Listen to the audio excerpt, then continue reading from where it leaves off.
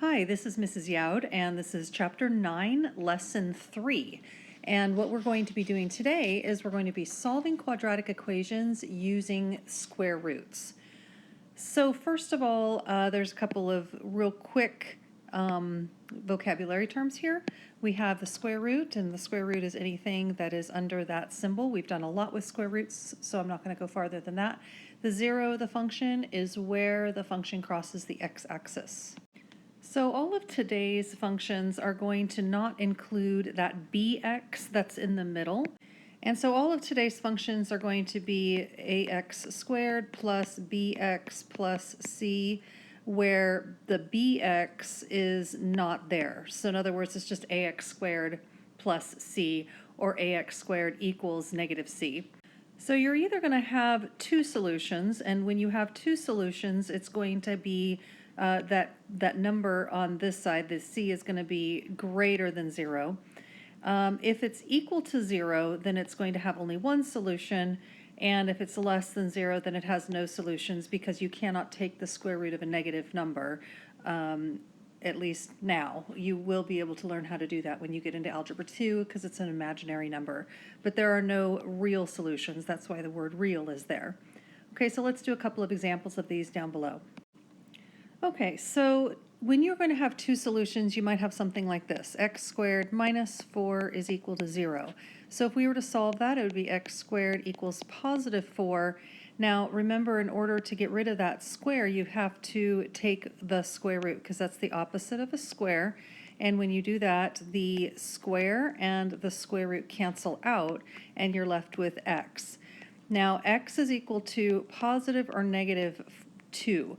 The reason why it could be negative 2 is, let's take both of these and plug it back in to this problem up here. So if we have 2 squared minus 4, does that equal 0? And yes, it does. Now let's look at what negative 2 squared minus 4 is. That is also going to equal 0, and so that's why the answers are going to be either positive or negative 2. And if we were to graph this, it would make sense as to why the answer was a positive and negative 2. So let's go ahead and graph this. If I were to factor it, I would get x plus 2, x minus 2, which means that my zeros are positive and negative 2. That means that my axis of symmetry is right in the middle here. And to find my vertex, I would just need to plug in that axis of symmetry number 0.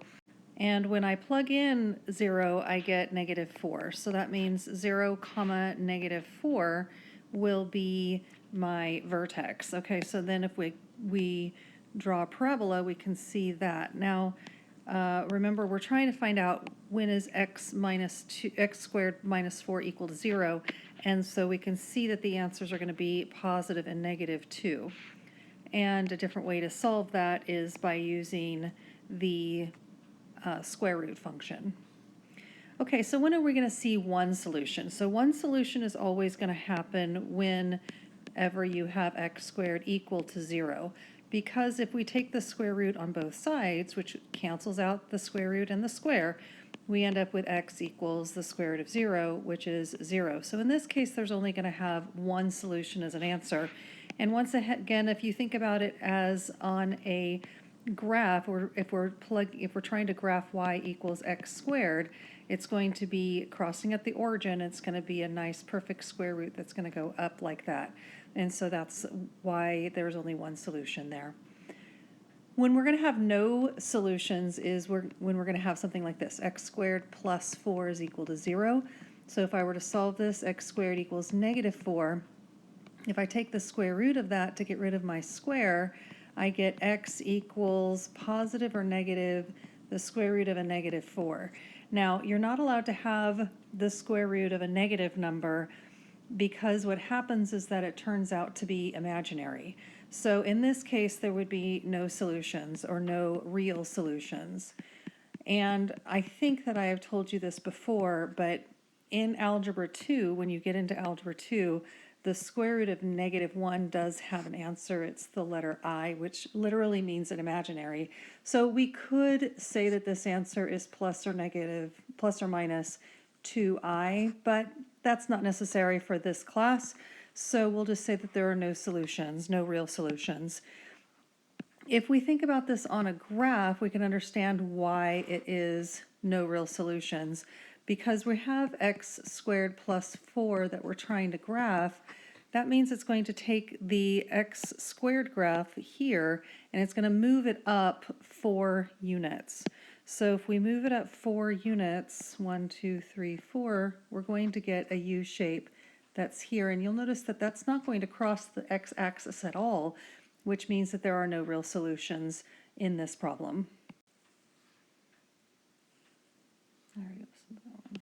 Okay, moving on to the next page. It's time to practice this without graphing now. We're just going to try and solve it algebraically. So the first thing I want to do is get the x squared on one side by itself. So I'm going to subtract 49 on both sides.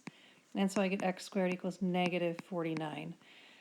So if I take the square root on both sides to get rid of that square, I end up getting a negative under the roots. So that means that there is no real solution here. Okay, moving on to number 2, I'm going to move the 25 over by adding it. And so that gives me x squared equals 25. I'm going to take the square root once again to get rid of that square and the square root. And I end up with x equals positive or negative 5 as my answer. Number 3, I'm going to move over the 6 by subtracting it off. So I get x squared equals 0. Take the square root of both sides. The square root of 0 is 0, so x is equal to 0. Let's take a look at number 6. I'm going to add 12 on both sides. And so I get negative x squared is equal to 0. I have that negative there. I need to move it out, so I divide by negative 1. So x squared is still equal to 0. Take the square root to get rid of that square, and I get x is equal to 0. Let's do number 9. I'm going to add 49 to both sides. And when I do that, I get 81x squared is equal to 25. So now I'm going to divide by 81 on both sides. And I have this square that I need to take the square root of to get rid of it. So I'm going to take the square root of both sides, and I end up getting that x is equal to plus or minus, the square root of 25 is 5, the square root of 81 is 9. I would like you to try 4, 5, 7, and 8 on your own. Turn off the video and then turn it back on to see how you did. Okay, number 4, I got no real solutions. Number 5, positive or negative 6. Number 7, positive or negative 5. And number 8, positive or negative 3. All right, try 10, 11, and 12 on your own again, and then turn the video back on to see how you did. Okay, for number 10, I got plus or minus 1/4. For number 11, no real solutions. And for number 12, x equals 0. All right, let's take a look at number 13. For number 13, I have a whole grouping over here that is squared. And so what I need to do in order to get rid of that square is we need to square root the whole entire side. And so that means we need to do it on that side as well. Now when we square that area, then we have the square root and the square cancel out, and we're left with x minus 4 is equal to, now the square root of 0 is 0, so we're going to put it as 0 there. Now to solve for x, I need to add 4 to both sides, and so I get as an answer x is equal to positive 4. For number 14, we're going to do the same thing. We're going to square root both sides, and when we do that, the square and the square root cancel out on that side. We're left with x plus 2 is equal to plus or minus. The square root of 196 is 14. So that means that we have to break this now up into two parts. X plus 2 is equal to positive 14, and x plus 2 is also equal to negative 14. To solve both of these, we're going to subtract 2 on both sides, and on this side I get x is equal to 12, and when I subtract 2 over here, I get negative 16. So that means that my answer is x equals to positive 12 or negative 16. Go ahead and try number 15 on your own and then turn it back on and see how you did. Okay, I got x is equal to 0 or -7. Moving on to the next page, the first thing I need to do in number 16 and 17 is to get that square piece all by itself. So in other words, in number 16, I need to get rid of the 16 that is being multiplied by that grouping that is squared. So I'm going to divide out 16 on both sides, and I'm going to get x minus 3, all quantity squared, is equal to, and I'm just going to leave it as 25 over 16. Since I know what's coming, I know that now I need to take the square root. 25 and 16 are nice perfect squares there. So when we do this, we get x minus 3 is equal to plus or minus 5 over 4. So now I need to break this up into two parts. X minus 3 is equal to positive 5/4, and x minus 3 is equal to negative 5/4. Okay, so if I add 3 to both sides on the left-hand side there, I'm going to get 4.25. And on the right-hand side, if I add 3 to both sides, I'm going to get 1.75. And so those are my two answers for number 16. Go ahead and try numbers 17 and 18 on your own and see what you get after you turn the video back on. For number 17, I got x is either equal to -2 over 27 or -16 over 27. This one got a little bit crazy because I didn't have enough room. So you'll notice that what I did is I divided by 81 first, and then I took the square root of both sides, which gave me positive or -7 over 9. So I split it up into two parts here and here, and I solved for x on both. And so that's how I got -2 over 27 and -16 over 27. For number 18, it's a little bit more straightforward. I got positive 11 over 4 or -5 over 4. Numbers 19 through 24 says to solve using square roots, and this time it says to round your solutions to the nearest hundredth, which means you're going to need a calculator for this part. So on number 19, I'm going to go ahead and solve like I normally did, and I get x is equal to plus or minus square root of 2. When I put that into my calculator, the square root of 2 is approximately 1.41 to the nearest hundredth. So that means my final answer is x is equal to positive or negative 1.41. I'm going to look at number 22 next. So on number 22, I'm going to add 4 on both sides. And so that leaves me with 3x squared is equal to 18. Now I'm going to divide by 3, and that gives me x squared is equal to 6. Which means x is equal to positive or negative square root of 6. So using my calculator, the square root of 6 is 2.45. So plus or minus 2.45 is my answer for number 22. I would like you to try 20, 21, 23, and 24 on your own, and then turn the video back on to see how you did. Okay, here's what I got. Check and see how you did. And if you did not get it correct, see if you can find your mistakes. Number 25. We have a ball that is dropped from a window from a height of 81 feet, and this is the function that represents the height in feet of the ball after x seconds.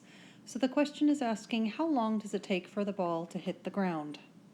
So this is a quadratic, so that means that we're going to have a parabola as part of our answer. So you can think about the ball being 81 feet up and then dropping down. And if you look at this, we want to figure out when does it hit the ground. So at what point is it at 0? So if we take our function and equal it to 0, we will find our answer. So first I subtract 81 from both sides. Now I'm going to divide by -16. And I get x squared equals 81 over 16. That means that my answer is x is equal to plus or minus the square root of 81 over 16. So the square root of 81 is 9, and the square root of 16 is 4. So I get plus or minus 9/4. So that means that the ball hits the ground at positive 9/4 and negative 9/4. Now the negative in this real world problem doesn't really make sense. So we're going to ignore that negative and just say that the answer is positive 2 1/4 seconds. All right, number 26, it says the volume of a cone with a height of h and a radius of r is given by this formula here. We want to solve first for r and then find the radius of the cone when the volume is 27 pi cubic inches and the height is 4 inches. So let's do the first part. Let's solve it for r first. So if I look at this right now, I have 1/3, so 3 is on the denominator. Pi is essentially on the numerator, and so is h. So I'm going to multiply by the reciprocal here, and so the reciprocal would be 3/pi h, and on this side it would be the same thing, 3/pi h. Okay, so when I do that, on the right-hand side, the 1/3 and the 3 cancel, the pi's cancel, and the h's cancel, and I'm left just with r squared. And on the left-hand side, I am left with 3v/pi h equals r squared. So now we need to get rid of this square, and we do that by taking the square root. Okay, so that means we're almost finished with the first part of our answer. The radius is equal to the square root of, it should be the plus or minus then, plus or minus the square root of 3v/pi h. Now, in this case, once again, because it's a real world problem, we're going to ignore the negative because we can't have a negative volume or a negative length. So we're going to ignore the negative from here on out. So now all that remains is substituting in volume, V, as 27 pi, and substituting in 4 for the height, which is h. And using my calculator to help me out, I get 4.5 inches. Okay, that concludes today's lesson of Chapter 9, Lesson number 3, Solving Quadratics Using the Square Roots.